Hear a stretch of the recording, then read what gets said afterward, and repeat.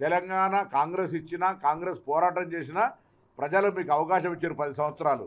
ఆ సమయాన్ని వినియోగం చేసుకుండా దుర్వినియోగం చేసి అధికంగా ఆర్థికంగా లాభపడాలే కుటుంబం అనేటువంటి పరిపాలన చేసిర్రు. రాష్ట్రాన్ని అప్పులమయం చేసిర్రు.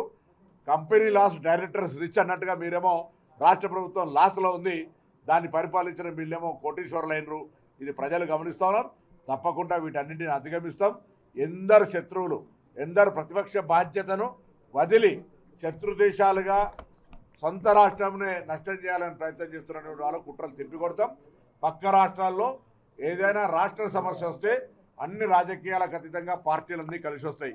ఇక్కడ దురదృష్టం, కేంద్ర ప్రభుత్వం సహకరించకపోతే కూడా వాళ్ళతోటి ఢిల్లీలో దోస్తీ గల్లీలో కుస్తీ చేసిన మీరు ఊరికేనే కట్టితురుపు చర్య చేస్తారు తప్ప నిజంగా తెలంగాణ ప్రయోజనాల కోసం అన్ని రాజకీయ పార్టీలు కలిసి రావాలి. అందులో 10 సంవత్సరాలు తెలంగాణ ఏర్పడ్డ తర్వాత పరిపాలించిన టీఆర్ఎస్ ప్రధాన బాధ్యతారహితంగా మీరు వ్యవహరిస్తే ఇప్పటికే పార్లమెంట్లో 0 సీట్లు ఇచ్చారు.